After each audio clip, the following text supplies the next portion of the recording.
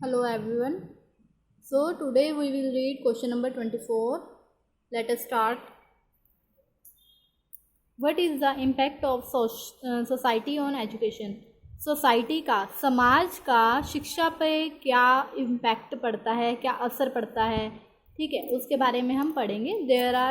It play an important role in the field of education. Society जो है वो education की फील्ड पे बहुत बड़ा रोल प्ले करती है. जैसे कि हमने कल पढ़ा था, लास्ट क्वेश्चन में हमने पढ़ा था कि एजुकेशन और सोसाइटी के बीच में क्या रिलेशनशिप है, एजुकेशन और सोसाइटी एक दूसरे से किस तरह, वहाँ पे हमने पढ़ा था ना, two sides of the same coin, एक ही सिक्के के दो पहलू हैं, है ना. उसी तरह से अब है सोसाइटी का एजुकेशन पे क्या इम्पैक्ट पड़ता है, और इससे नेक्स्ट क्वेश्चन जो आपका आएगा वो होगा एजुकेशन का सोसाइटी पे क्या फ़र्क पड़ता है. ठीक है, दोनों एक दूसरे के जो है पहलू हैं. ठीक है, तो let us start. assumption of every society make its impact on society directly or indirectly. These assumptions help to prepare curriculum of education. Society prepare curriculum of educational institute according to the need of people. समाज की जो assumptions हैं, मान्यताएं हैं, उसका शिक्षा पर बहुत ज़्यादा प्रभाव पड़ता है. प्रत्यक्ष भी हो सकता है और अप्रत्यक्ष भी. मतलब जो हमने अभी जो मतलब कि इम्पैक्ट जो है वो डायरेक्टली और इनडायरेक्टली पड़ सकता है. जिस राज्य की जैसी स्थिति होती है वहाँ उसका वैसा ही प्रभाव पड़ता है. शिक्षा प्रणाली का भी, दिल्ली के स्कूल्स हैं, वहाँ के बच्चों का जो एजुकेशन लेवल है, अगर वो 10th में है तो उसका लेवल कुछ और होगा as compare to other who are studying in normal village schools. ठीक है, जो विलेजेस में स्कूल्स हैं उन स्कूल्स का एज़ कम्पेयर टू दिल्ली के जो स्कूल्स हैं उनके बच्चों में बहुत ज़्यादा फ़र्क होगा, चाहे वो सेम स्टैंडर्ड में है. ठीक है, तो इसका जो है शिक्षा प्रणाली पर बहुत ज़्यादा असर पड़ता है. थर्ड वन इज धार्मिक व्यवस्था किसी भी समाज का आधार है. धर्म का शिक्षा पर गहरा प्रभाव है. धर्म का भी प्रभाव पड़ता है. Religious condition of the society also make it's direct और इनडायरेक्ट इम्पैक्ट. डायरेक्टली भी असर डाल सकती है और इनडायरेक्ट वे में भी असर डाल सकती है. Religion purpose. ठीक है, नेक्स्ट इज पॉलिटिकल इश्यूज.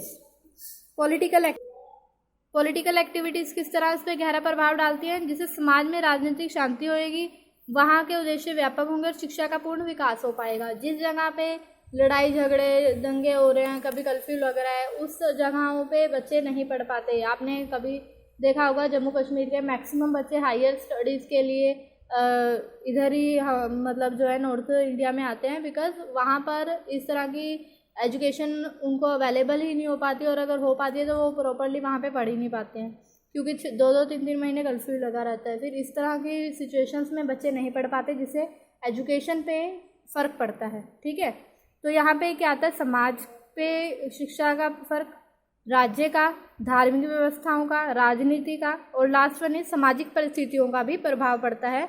समाज में रहने वाले व्यक्तियों के दृष्टिकोण का प्रभाव पड़ता है. दृष्टिकोण मतलब उनके जो है इंटर रिलेटेड, मतलब जैसे जैसे सोसाइटी लोगों को एक्सेप्ट करती है, वो हेल्प कैसे कर रही है एजुकेशन में, उनका वे ऑफ टॉकिंग क्या है, उनका थिंकिंग क्या है, उनके एजुकेशन को लेके वो क्या इम्प्रूव करना चाहते हैं, इस चीज़ का सोसाइटी की इन सब बातों का एजुकेशन पर फ़र्क पड़ता है. नंबर 1 क्या है, सिंपल जो सोसाइटी का क्या फ़र्क पड़ रहा है, सबसे फर्स्टली आप वो बताओगे. फिर इकोनॉमिक कंडीशन, उनकी आर्थिक स्थिति कैसी है, जो मैंने आपको दिल्ली वाला एग्जांपल दिया और विलेज वाला. ठीक है. नंबर 3 रिलीजन पर्पस के हिसाब से क्या डिफरेंस है. नंबर 4 पॉलिटिकल इश्यूज़ के हिसाब से, और जो सोशल चेंजेस होते रहते हैं सोसाइटी में, जो चेंजेस आते हैं उनका क्या फ़र्क पड़ता है. ठीक है, तो it is very easy question. So hope you have understand. Okay, so let us move to next question.